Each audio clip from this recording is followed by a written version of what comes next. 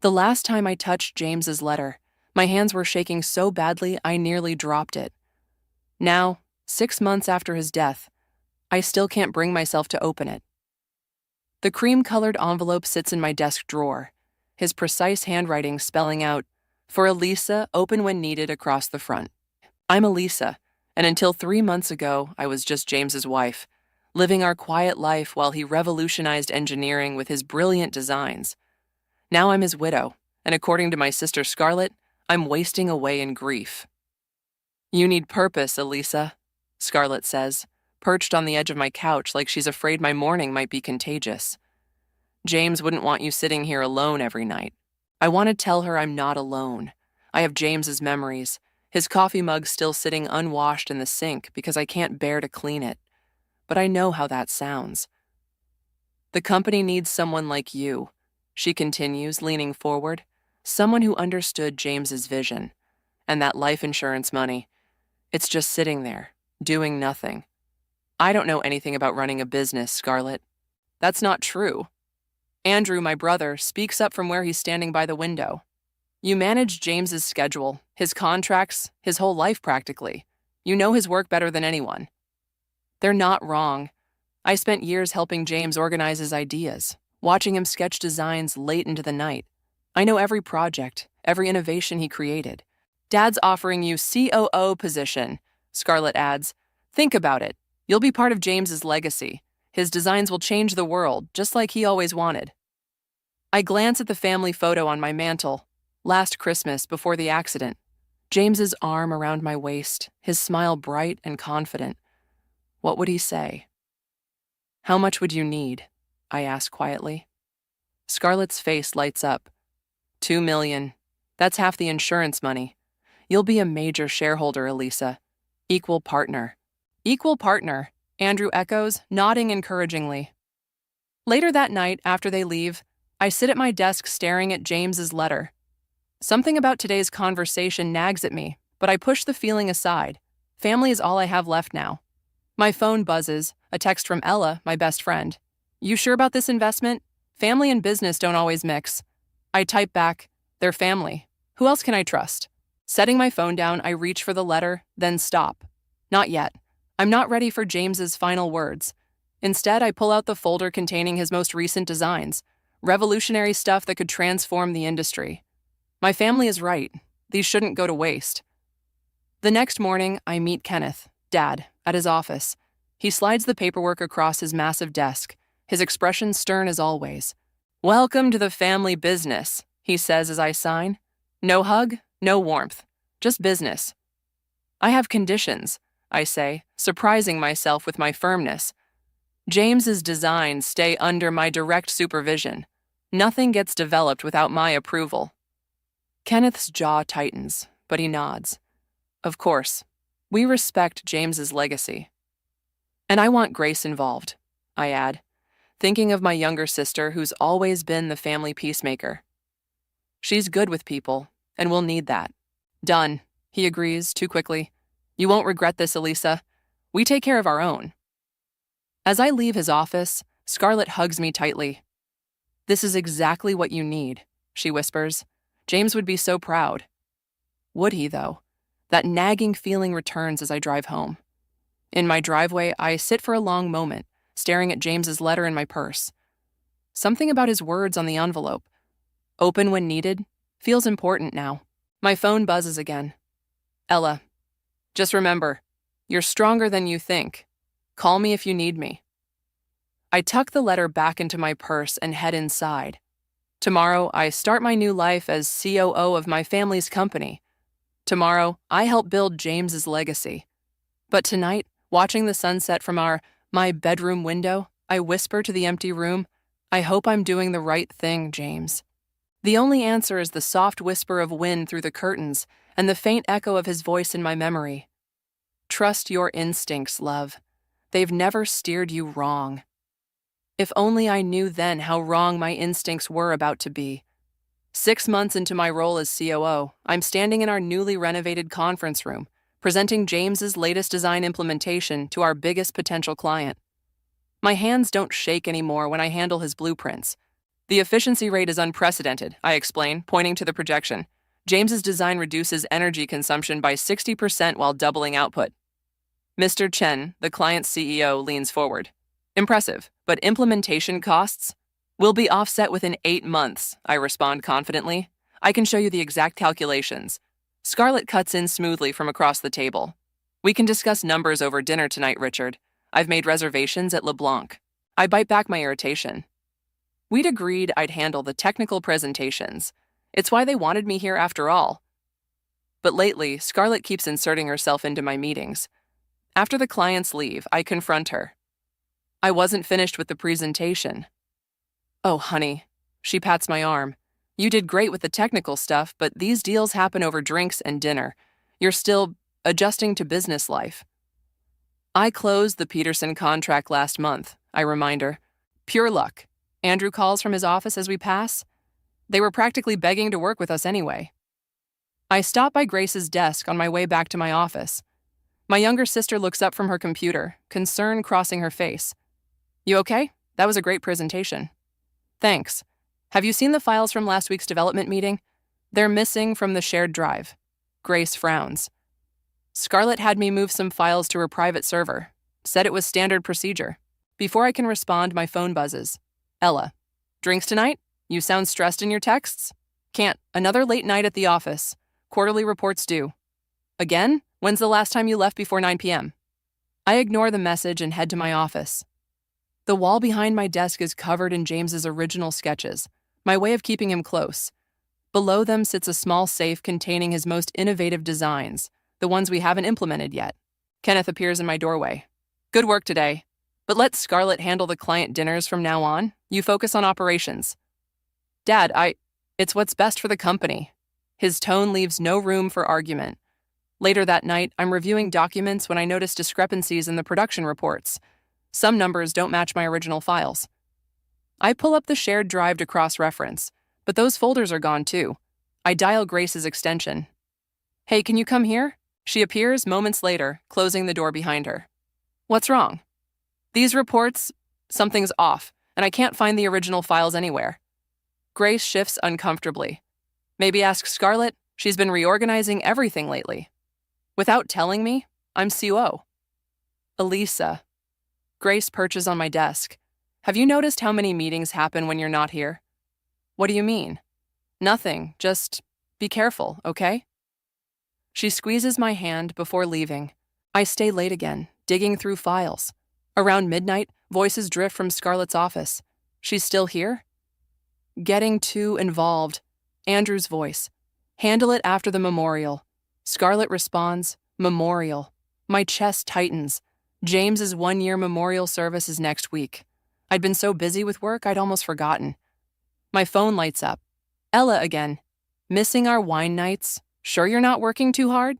I start to respond, but notice an email pop up from an unfamiliar address.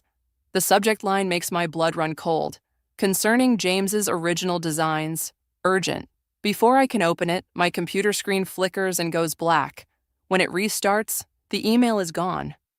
I grab my purse, suddenly needing air. As I pass Scarlett's office, I hear Kenneth's voice join the others. Everything's proceeding as planned. She suspects nothing. I freeze, then force myself to keep walking. My footsteps echo in the empty hallway as Grace's warning rings in my ears. Be careful.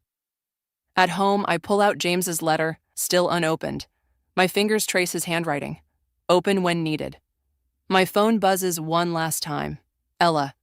Whatever's happening at that company, remember who you are. James knew. That's why he trusted you with everything. I set the letter down, my mind racing. Tomorrow is another day of meetings. Another day of proving myself to a family that... What?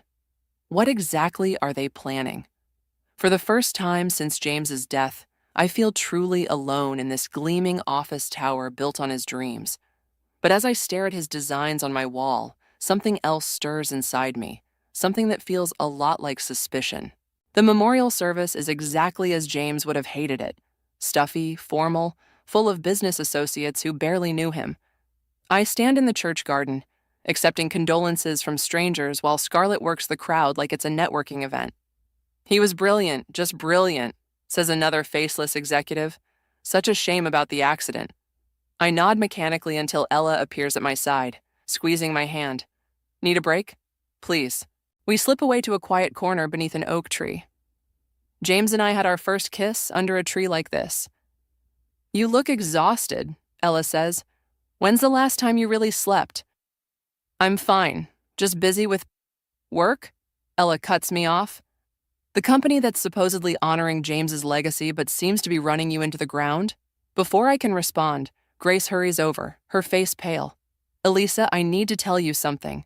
What's wrong? She glances around nervously. There's a board meeting happening right now. What? But everyone's here at the memorial. Not everyone. Grace twists her hands together. Dad, Andrew, and the major shareholders left 10 minutes ago. Scarlett's about to join them. But I'm COO. Why wasn't I informed? That's what I'm trying to tell you. Elisa, Grace. Scarlett's sharp voice cuts across the garden. Come help me with the guests. Grace shoots me a desperate look before hurrying away. Something's wrong, I tell Ella. I need to get to that meeting. I'll drive, she says immediately. We make it to the office in record time. The elevator ride to the executive floor feels endless. When the doors open, I hear voices from the main conference room.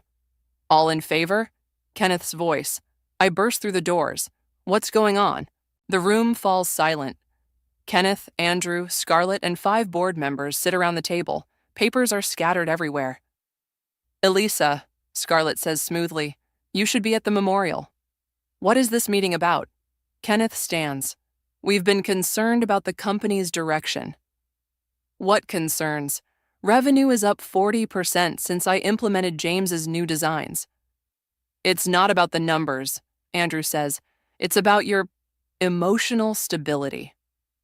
My what? Scarlett slides a document across the table. You're too close to this, Elisa. Too attached to James's memory. We need objective leadership. My hands shake as I read the paper. It's a resolution to remove me as COO. You can't do this. I'm a major shareholder. Actually, Kenneth says, according to the bylaws, in cases of emotional instability affecting judgment, emotional instability? I laugh incredulously. I've doubled our client base in 6 months. While working obsessive hours, Scarlett counters, refusing to delegate, keeping James's designs locked away instead of letting the development team access them. Those designs belong to the company, Andrew interrupts, and we need full access to move forward. The vote has already been recorded, Kenneth says. Security will escort you to clear out your office. I look around the table, meeting each pair of eyes. No one speaks up. On the day of his memorial, I say quietly, you couldn't even wait until tomorrow. It's business, Elisa, Scarlett says. Nothing personal. A security guard appears in the doorway. I straighten my spine, channeling every ounce of composure I have. You'll be receiving a generous severance package, Kenneth adds. I turn to leave, then pause. Grace tried to warn me, didn't she? That's why you kept her away. No one answers. In my office, Ella helps me pack while security watches. I take James's sketches from the wall, the family photo from my desk. The safe with his designs is already gone. They planned this, I say, my voice hollow. All of it. Getting me to invest, making me QO. To get James's designs, Ella finishes. Those bastards. My phone buzzes. Grace, I'm so sorry. I tried to tell you. Can we talk? Another message follows immediately. Check the safety deposit box. James left something there. I freeze. The letter. Open when needed. Ella, I say, my voice steady for the first time today. I need to go to the bank. She grabs her keys. I'm driving. As we leave, I pass Scarlett in the hallway. She reaches for my arm, but I pull away. It really isn't personal, she says. I look at my sister, the woman who helped orchestrate my removal on the day we're supposed to be remembering James, and feel something inside me harden. No, I agree quietly. But what happens next will be. The elevator doors close on her startled face, and I finally let my tears fall. But they're not tears of sadness anymore. They're tears of rage. The bank's fluorescent lights buzz overhead as I finally break the seal on James's letter.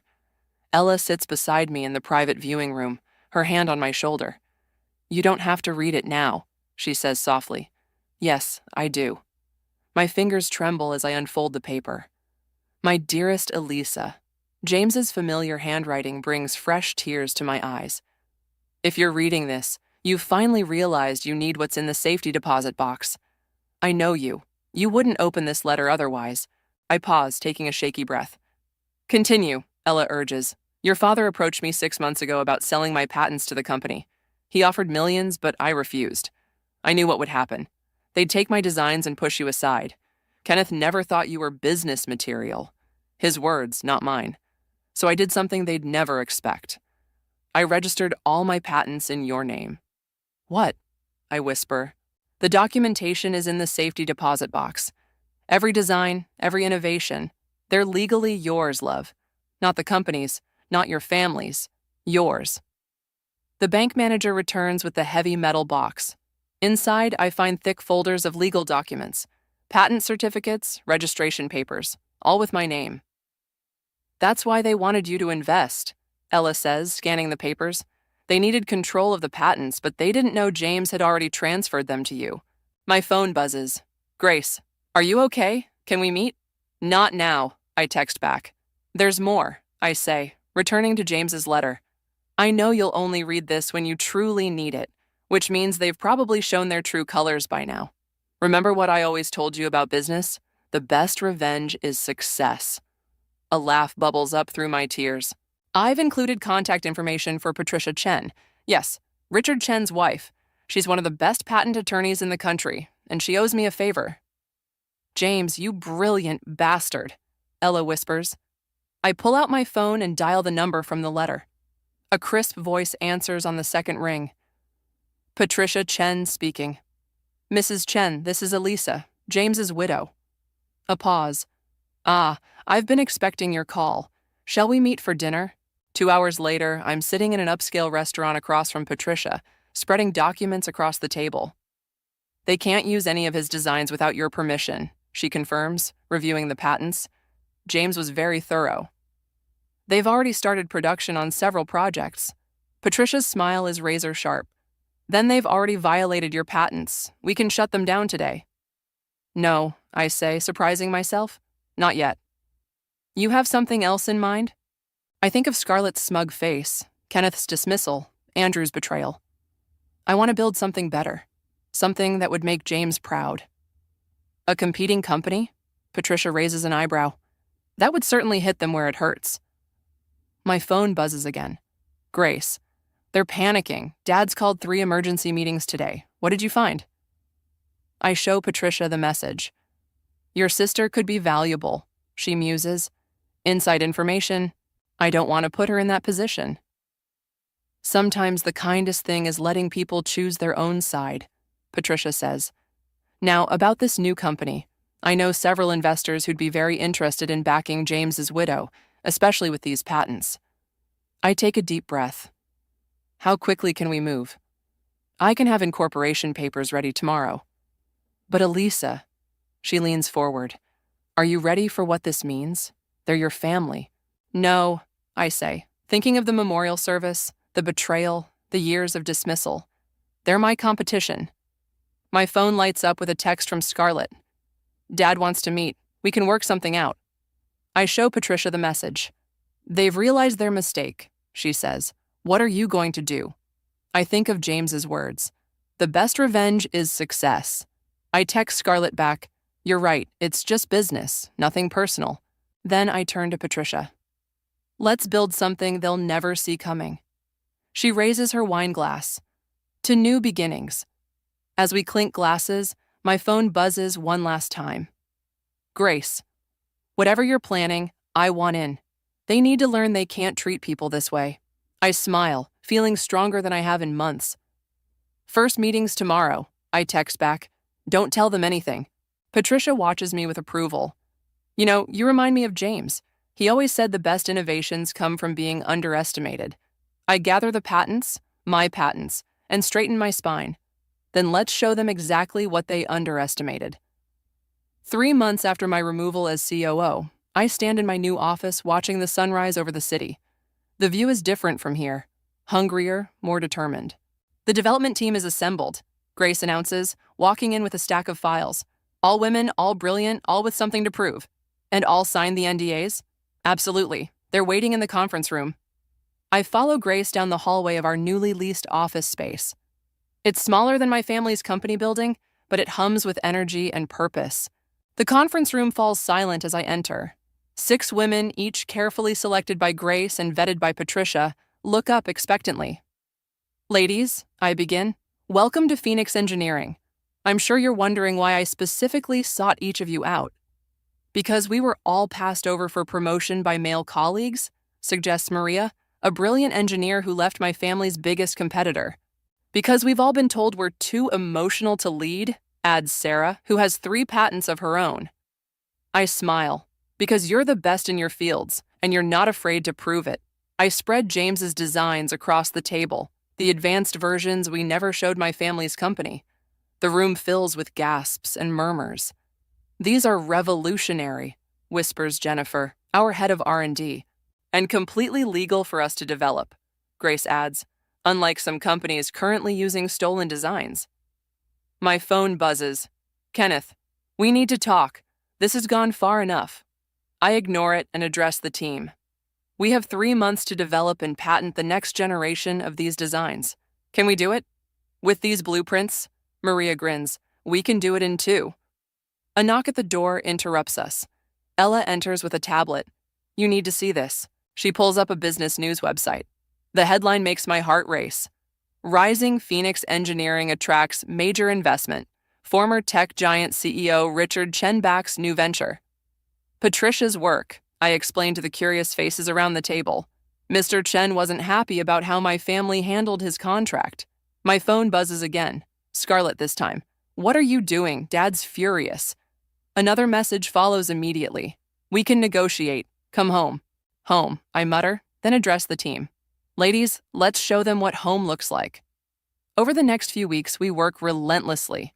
I barely leave the office, fueled by determination and the growing panic in my family's messages. One evening, Kenneth appears in our lobby. Ms. Elisa has a strict no visitors policy. Our security guard begins, but I wave him off. It's okay, Tom, 5 minutes. Kenneth follows me to my office, his face reddening at the sight of James's designs on the walls. New versions, better versions. This is ridiculous, he bursts out. You're destroying everything we built. Everything you stole, you mean?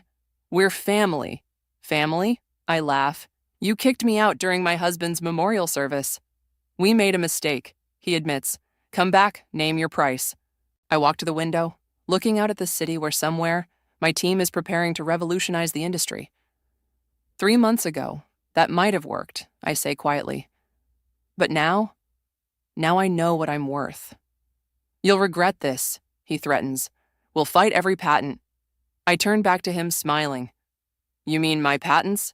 The ones James legally transferred to me before he died? The ones you're currently using illegally? The color drains from his face. Cease and desist letters went out this morning, I continue. You have 48 hours to stop production on all of James's designs. You can't. I can. I did. And Dad? I step closer. This is just the beginning. After he storms out, Grace appears with coffee. You okay? Never better. I check my phone. Messages from Andrew, Scarlett, even distant relatives begging me to reconsider. The prototype's ready, Grace says. Want to see? We head to the lab where Maria and her team unveil their work. James's design, evolved into something even he couldn't have imagined. It's perfect, I whisper. Almost, Maria grins. We made one addition. She points to a tiny engraving on the base. For James. My phone buzzes one last time. Ella. Just saw the news. Your family's stock dropped 30% after the cease and desist letters went public. I text back. Good. Looking around at these brilliant women who've become my new family, at Grace who chose truth over loyalty, at the prototype that represents everything James believed in, I finally feel at home. Ladies, I announce, let's change the world.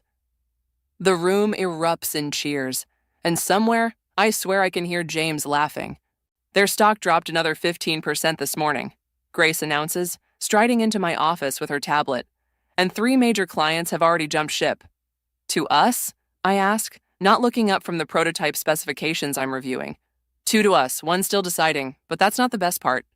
She turns her tablet around. Look who just resigned. I scan the press release and can't help but smile. Andrew quit? Apparently, he had a very public meltdown in the boardroom yesterday.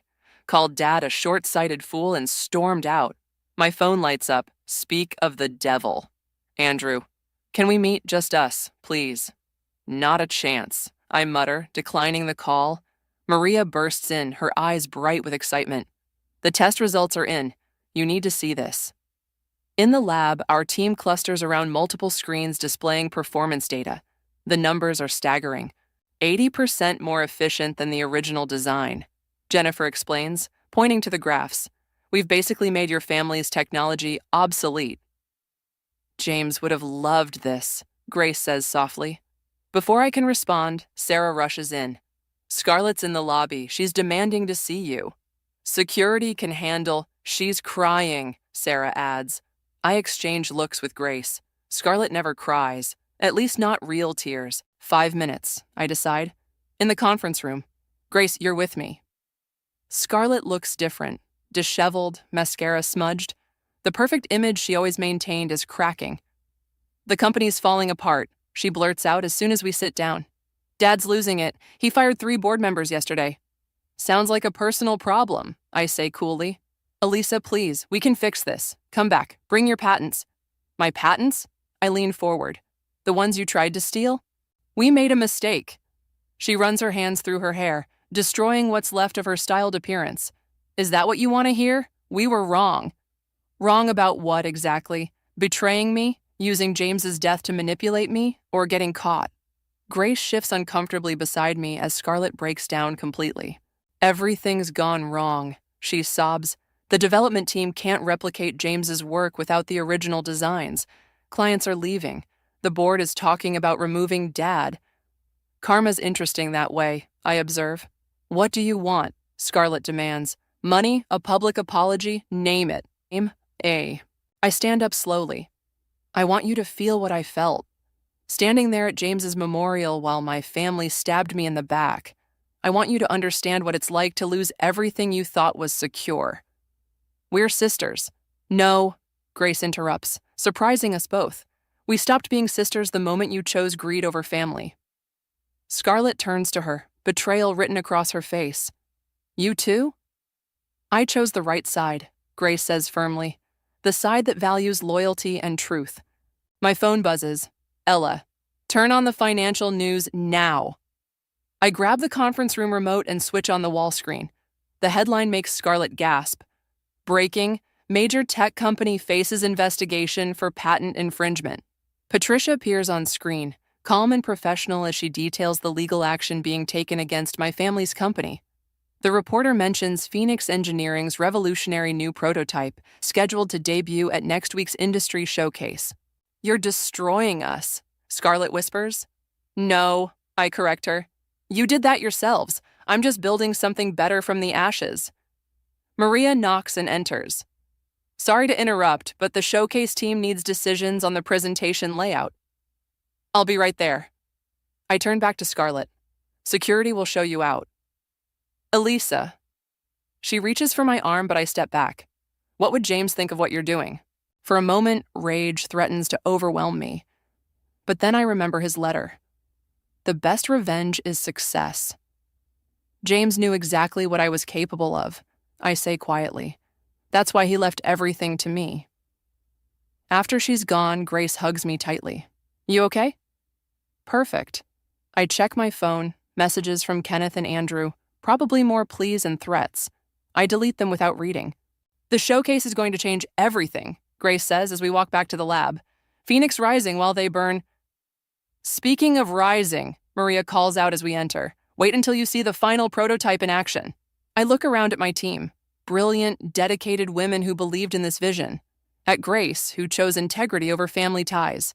At the prototype that represents not just innovation, but justice. Let's show them what rising from the ashes really looks like, I say. The lab erupts in determined cheers, and for the first time since James's death, I feel truly, completely alive. The industry showcase buzzes with energy as I stand backstage, watching my family's company fumble through their presentation. Kenneth looks decades older than he did 6 months ago, his hands shaking as he tries to explain their declining numbers. Ready? Grace squeezes my arm. She's wearing the same shade of blue James always loved. Born ready. I straighten my jacket and check my phone one last time. Ella, front row seat, you've got this. Patricia, contracts ready to sign after your presentation. Chen's bringing the champagne. The moderator's voice rings out. Next up, the presentation everyone's been waiting for. Phoenix Engineering's CEO, Elisa. The applause is deafening as I take the stage. In the front row, I spot my family. Kenneth, Andrew, and Scarlett, all looking like they haven't slept in weeks. Good. Ladies and gentlemen, I begin, my voice steady. A year ago, I learned a valuable lesson about legacy, about trust, about family. I pause, meeting Kenneth's eyes, and about innovation. The lights dim as our prototype rises from the stage floor, bathed in blue light. Gasps ripple through the audience. What you're seeing isn't just an evolution of existing technology. It's a revolution. I press a button, and the machine hums to life. This is the future, built by a team of brilliant women who were told they weren't good enough, weren't tough enough, weren't business material. Scarlett flinches at her own words thrown back at her. The demonstration is flawless. Maria and her team outdid themselves, creating something that makes James's original designs look primitive. As the efficiency numbers flash across the screen, I hear someone whisper, "My God." But numbers don't tell the whole story, I continue. This technology represents something bigger, the power of truth, integrity, and real family. I gesture to my team, standing proudly at the sides of the stage. These women are my family now. They believed in this vision when others tried to steal it. They built this future while others clung to stolen designs. Kenneth stands abruptly, but Andrew pulls him back down. And speaking of stolen designs, I nod to Patricia, who stands. As of this morning, cease and desist orders have been served to all companies using unauthorized versions of my patents. But Phoenix Engineering is offering a limited number of legitimate licensing agreements. The room erupts in chaos as executives rush toward Patricia, who calmly starts distributing contracts. One more thing, I add, silencing the room. We're announcing a scholarship program for women in engineering, named after the man who believed in innovation and integrity above all, James. The applause is thunderous. As I leave the stage, I pass my family's seats. Scarlett reaches for me. Elisa, wait. I believe Patricia has a contract for you, I say coolly. If you want to keep operating, you'll need to license my patents. Legally this time. Richard Chen approaches, champagne in hand. Brilliant presentation. Shall we discuss that exclusive manufacturing contract? Of course. I turn back to my family. Excuse me, I have a business to run. Hours later, after signing contracts worth more than my family's company is now worth, I find Grace in my office. Dad's stepping down, she says quietly. Board forced him out. Andrew's taking over. And Scarlett? Resigned. She left this for you. Grace hands me an envelope. Inside is a photo from my wedding. Scarlett and me, laughing together, arms linked. On the back, she's written, "I'm sorry, I forgot what really mattered." She's been calling me, Grace adds, talking about family counseling, making amends. What do you think? Grace shrugs. I think some bridges need to burn so better ones can be built. My phone buzzes. Ella, party at my place to celebrate? The team's already here. Coming, I text back. Then look at Grace. Want to help me build some better bridges? She grins. Always. As we leave, I stop by James's photo on my wall, the same one that used to hang in my old office. But now it's surrounded by pictures of my new family, the Phoenix team at work, celebrating, creating. You were right, I whisper to his smiling face. The best revenge really is success. Elisa, Maria calls from the hallway. Chen's lawyers want to discuss expanding into international markets. I smile, straightening my shoulders. Coming. Grace links her arm through mine as we walk out. James would be so proud of what you've built. What we've built, I correct her, looking at our team waiting by the elevators, at Patricia with her stack of contracts, at Ella arriving with champagne. This is what family really looks like, I realize. Not blood and betrayal, but choice and loyalty and truth. And as we head out to celebrate our triumph, I feel lighter than I have in years. Phoenix has risen, and we're just getting started. The autumn wind whips around me as I stand in front of James's headstone, placing fresh flowers beside it. The morning sun catches my wedding ring, still on my finger, still a reminder of what real love looks like. You should see the company now, I tell him softly. We're changing everything, just like you wanted. Thought I'd find you here. Grace's voice comes from behind me. She joins me, placing her own flowers. Board meeting in an hour. I know, just needed to visit first. My phone buzzes. Scarlett. Signed the divorce papers today, starting fresh like you did. Proud of you, sis. I show Grace the message. She's different now, Grace observes. The therapy seems to be helping. Maybe, but some things can't go back to how they were. They can be better, though. We walk to my car where Ella waits in the driver's seat. Ready for the big day, boss? The Phoenix Engineering Building gleams in the morning light, twice the size of our original office now. Inside, Maria intercepts us with tablet in hand. The numbers from Asia are incredible, she reports as we walk. And wait until you see what Jennifer's team developed overnight. The boardroom falls silent as I enter. Around the table sit the women who helped build this dream. My team, my real family. And at the far end, looking nervous but determined, sits Andrew. Thank you for considering my proposal, he says, standing. Sit, I tell him. You're here because Grace vouched for you. Don't make her regret it. He nods, spreading documents across the table. I've completely restructured the old company. New board, new direction. But we need help competing in this market. You mean my market? Your market, he agrees. I'm not asking for handouts. I'm offering a partnership. Your innovation, our manufacturing capabilities. Together we could... Could what? I interrupt. Be one big happy family again? Could help more people, he finishes quietly. Isn't that what James would have wanted? The room stays silent, waiting for my response. I think of Scarlett's message, of Kenneth's resignation, of the changes Grace says she's seen in our family. Show me the numbers, I say finally.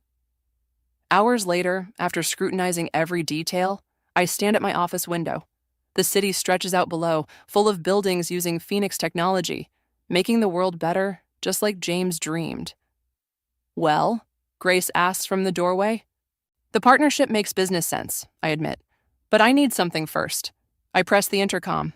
Send him in. Andrew enters, looking wary. Before I agree to anything, I say, I want you to see something. I lead them to our R&D lab where Jennifer waits with our newest prototype. This is what real innovation looks like, I tell Andrew. Not stolen designs, not family manipulation, just brilliant people working together. It's amazing, he breathes, studying the machine. If we do this partnership, I continue, it happens my way. Complete transparency, equal representation for women in all leadership positions, and the James Foundation gets 5% of all profits. The what? Our new charitable foundation, Grace explains, supporting women in STEM and ethics and business practices. Andrew looks between us, then extends his hand. Deal. One more thing, I add. Dad never sets foot in this building. Some bridges stay burned. He nods slowly. Understood. Later, celebrating with the team at Ella's house, I step onto the balcony for air. Grace follows. You okay? Just thinking about James's letter, I say. The best revenge is success. But maybe the best success is building something worthy of his memory. My phone lights up. Maria. Jennifer just cracked the efficiency problem. We did it. Grace reads over my shoulder and grins. Speaking of building, we rejoin the party where Jennifer is excitedly explaining her breakthrough. These women, brilliant, unstoppable, loyal, beam with pride and purpose. To Phoenix, Ella raises her glass, and to Elisa, who showed us that rising from the ashes means building something better than before. To James, I add softly. To James, they echo. Looking around at my chosen family, at Grace who stood by me, at the future we're building together, I finally understand what James meant in his letter. Success isn't about revenge at all. It's about creating something meaningful from loss, about choosing integrity over easy answers. And as Jennifer launches into plans for our next innovation, I smile, knowing that some endings are really just better beginnings. All right, team, I say, pulling out my tablet. Show me the future.